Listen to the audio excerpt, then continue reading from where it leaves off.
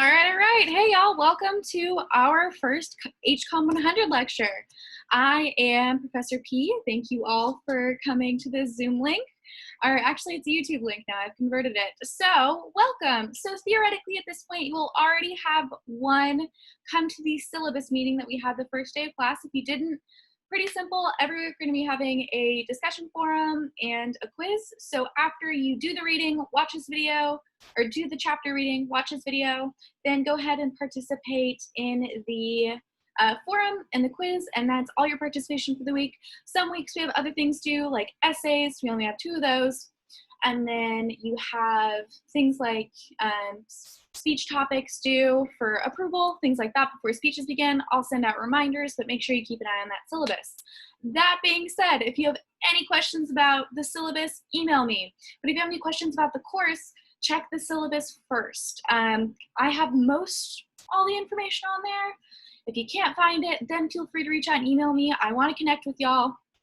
And the best way to do that, the best way to reach me is by email, and we'll set up a Zoom meeting. Or if it's a quick question, I'll just answer it by email as soon as I can.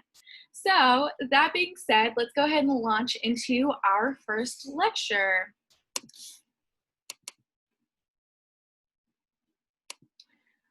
All right, so we're gonna kick today off with a super short lecture just on chapter 1. This week's discussion posts and the discussion forum don't even have anything to do with chapter 1. It's just a practice one. There's not a quiz on this one. You might be quizzed 1 or 2 questions on this chapter in next week's quiz, but it's only gonna be 4 to 6 questions every week just to make sure that you're doing the reading and watching these videos. That being said, I'm not a video editor. I will not be going back and editing out all my little mistakes that happen on here. So if I pause for a second, it's because I probably lost my place. But be patient. It's my first time doing this, and we're going to do it together. So here we go. Chapter 1. Communication, essential human behavior. So with this chapter, we are going to define the communication process. We're going to describe the functions of communication. We're going to assess the quality or value of communication by examining 6 characteristics. And we're going to define what scholars consider to be competent communication. We're going to describe the visual representations or models of communication, and we're going to describe why communication is vital to everyone. All right, so how we use communication in relationships. We use communication in 3 major ways: through expressing affiliation, managing relationships, and influencing others. Communication is the process by which individuals use symbols, signs, or behaviors to exchange information. We use communication to satisfy our own human needs. And we often take communication for granted. We fail in communication all the time. Think of the last time someone was sarcastic and you didn't pick up on it. Communication is absolutely essential to everyday life, and scholars spend a lot of time analyzing it, make sure it functions properly, and I think we all need to pay it more attention. So, goal-oriented communication often serves one of the following: expressing affiliation, managing relationships, or influencing others. Expressing affiliation typically looks like affiliation being the connectedness we have to others. It typically looks like something where we identify with other people. So like whether that's like through brand recognition. So like if you always wear Vans, like that is an affiliation. Or you can express affiliation verbally or non-verbally through face-to-face channels or mediated channels. Like affiliation is when we feel connected. So anything that helps you do that, like if you have a video game that you really like, and other people do too, and you see like the little symbol for it, or think of stickers on your hydro flask. And there are so many different ways to express affiliation. We also use it to manage relationships. All communication works or does not work in the context of relationships. If we didn't have relationships, then really there would be no one that we needed to communicate with, so we wouldn't have any use for communication. And it typically is between 2 or more people, obviously. And the relationships involve interdependence, meaning that what we do affects others and what others do affects us. And we use it to influence others, last of all. And influencing others can look like so many different things. It can be intentional or unintentional. Control is a form of influence, and control is the ability a control of a person, group, or organization. Some comm scholars actually think that control is the single reason that we communicate with each other, to control each other, which is like kind of meta, but also, I don't know, we use persuade quite often. But control is super finite. Like the more control one person has, the less another person has. And control is negotiated through communication. Control is negotiated through persuasion, how it's said and what it's said. Control is so fickle. It's based on the situation and status, and so many of those things can so quickly change, like getting fired from your job and like losing respect from all your coworkers. But influence can look like control, it can look like persuasion. There's a lot of arguments saying like control is one of the only reasons we communicate, but also I don't think that's true. I think we communicate to develop relationship and a lot of other reasons.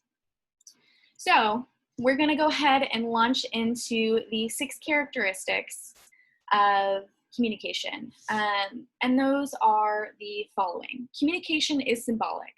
Both language and behaviors are symbolic. Like, this is a flashlight, but this item, this object, is not actually a flashlight. A flashlight is the word we give the item to describe it. We create words, which are used as codes to create language so we can communicate with each other. The word is not the thing. So when we do that, we can create messages. And when we have messages, we can talk to each other. It's a set of symbols joined to create something meaningful. And we do those, we create that shared code with people constructing messages, and then we interpret the messages. So to construct a message is to encode a message, and to interpret a message is to decode a message. Communication is linked to culture, shared beliefs, values, practices of the people, and co-cultures are smaller groups. I forgot to change the slide. Communication is linked to culture. Culture includes shared beliefs, practices, values, and language. Culture is so important to communication because there are so many things that we can do, like interculture, that are super normal for us, but also super different for other people. Like in American culture, it's really rude if you don't make eye contact when you're speaking to somebody, but in other cultures, it's rude to consider or to make eye contact with someone who may be an elder. Oftentimes communication can be unintentional. It's spontaneous, unintentional communication that can occur through body movements. Like when somebody tells you really big news that you're not supposed to be surprised about, and you go, and then you like wish you hit it. But these are things that happen all the time. We often give off nonverbal behaviors that even we are not aware of, like when you grab your neck, or like when you touch your chest, or when you like put your hands in the air and surprise. Like there are just so many things. Oftentimes those are pretty intentional, but like sometimes we do things that are pretty unintentional. Communication occurs through a ton of different channels, especially now. They can occur through face-to-face, email, text messages, books, so on and so forth. It's really important that we understand and analyze the context through which we're communicating. Like, for example, if you're sending an email to me, you're not going to address it with my first name. You're going to say Ms. Patton or Professor Patton to maintain a sense of professionalism that may occur. But channels that when we're communicating with our boss or with our friends change. Like when you're texting your friends, it's going to be so much different than when you're texting, I don't know, someone you met from class for the first time. And then communication is transactional, meaning that there's a sender and a receiver. There are 2 different roles. So the person sending the message and the person receiving the message, because like we said before, it takes multiple people to engage in communication. All right, communication is process-oriented. So it optimizes outcomes for both partners, with mutual satisfaction being the goal. It values ethical standards of right and wrong, and typically those vary by culture, right? Like there's no universal things that are true for all cultures and all circumstances. So understanding your context through which you're communicating is so important. Okay. Oh, and with your communication, you're going to want to go ahead and be appropriate and effective. Obviously, you're going to adapt to the situation. Like when you're talking to, oh, we talked about this earlier. When you're talking to a friend, it's not going to be the same as talking to like your teacher or your boss or whoever it is, or your coach even. I don't know. But situations matter. You can achieve your goals by choosing, first, understanding the situational context, and then using language that's appropriate. Like esoteric language probably isn't going to get the job done. So it's really important to us to understand where we're at. So competent communication involves communication skills, so that requires us to understand social norms and behaviors of the society. I'm sure at this point we all know what social norms are. We all identify when norms are not typically ones that we're used to, and we typically stay away from those people. I'm going to challenge you to challenge social norms and be those people that go against the grain. Social norms are good for identifying people that you vibe with, I guess, but also like social norms are not something that we need to adhere to all the time. I don't know, like stand on a chapel during your next presentation, like get everybody's attention. Sometimes we break social norms to get people's attention. Sometimes we do it on purpose. And then competent communication also requires using technology, which is sometimes hard for people, especially if it's their first time, like me. And it requires using the right channels appropriately. All right, so we're gonna go ahead and look at the communication models. So this is the linear model, exhibits communication as a two-directional process between a sender and a receiver. No, take that back. All right, the linear model sends a message that is carried through a specific channel, right? So sender, receiver. So the red squiggly line you see going through is noise. And when you think of noise, you think of like literal noise, like, I don't know, fireworks or sirens or whatever noise can get in the way of your conversation. But also in the context of communication, noise can be so much more. So noise can be happening when you're talking to someone and they're half listening because they're texting. Or noise can be if the person you're talking to didn't get any sleep last night, so they're having a hard time focusing, or if they forgot their morning coffee, or just anything that can distract someone from a conversation is considered communication noise. So the channel for your message has to go through that noise to effectively get to your receiver. All right, now we're going to look at the interaction model. This is the one I said for last time, and then I looked at the picture and realized that's not what we were looking at. All right, so this is the interaction model. So the interaction model exhibits communication as a two-directional process between a sender and receiver that incorporates feedback, a verbal or a nonverbal message from the receiver to the sender. And both the sender and the receiver have to encode and decode the messages that are being sent, so they need to understand like the shared code that they're using, right, the language. Then there's also noise still occurring within this context. Arguably even more through a mediated context because there's less to go off of. You don't have nonverbal behaviors to go off of. You don't have a situational context. Like you were just in your individual places communicating via text. So sometimes jokes don't land. All right, and then we go to the third model, the competent communication model.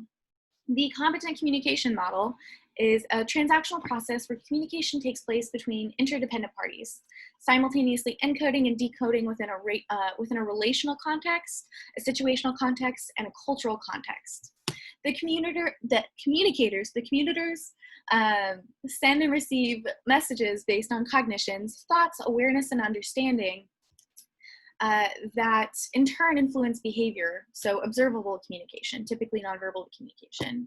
Successful communicators have a high degree of cognitive complexity or are able to consider multiple scenarios, theories, interpretations, etc. The relational context refers to the sum of the shared experiences the individuals involved in the relationship have had and helps define what is appropriate in certain circumstances. So if you have an inside joke with a friend, like that relational context really typically helps. And then the situational context includes the social environment, the physical place, situation, and then details related to the time and place. And then the cultural context refers to the culture as a backdrop for the communication context. So what culture are you existing in? Cultural identity influences our communication choices and is reinforced by messages we receive by that culture. So a successful communicator needs to determine what's appropriate and what's not in a wide variety of situational and cultural and even relational situations. Which all influence communication and the way we communicate and the things that we say to each other and the things that are not okay to say to each other. And I don't know about you, but I don't know if you've ever made a joke that didn't land. I have, and that was maybe because I didn't have one of those three things. Like maybe the relationship wasn't that deep and I didn't understand their sense of humor, or maybe it wasn't the time for a joke, or maybe it was just an insensitive joke for that cultural context, right? Like, we hate jokes that don't land, but that's how we have to be successful communicators.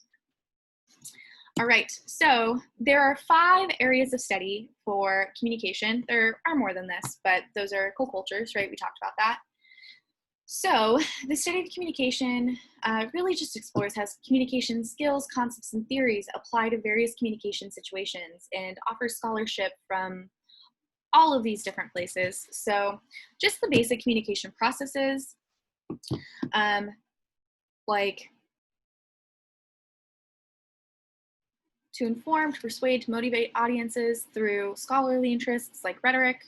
And then we go into interpersonal communication, which is like when we look at the dyad of relationships, or even like family relationships or any kind of relationships that are interpersonal. Then we look at group or organizational communication, which looks at large groups of people and how they communicate, and they look within organizations to see how they communicate. I really like organizational communication and sports communication because I like doing group and organizational communication within the context of sport. So I like looking at professional sports teams and seeing how they communicate and if it's effective or not. And then obviously there's public speaking strategies, which help you be a great public speaker, which hopefully we'll be doing some of in this class, which might be hard. Do you know how hard it is to teach a public speaking class online? And then there is mass communication, which explores how professional communicators in mass media industries work together, keep our attention, and how they strategize to not have large audiences reject their messages and rather are accepting of their messages. So all that to say, today was kind of a short lecture, but it's good. It's your first week. Don't want to overwhelm you too much. So read the chapter, watch this video, participate in the discussion post, and take the quiz. There will be no quiz this week.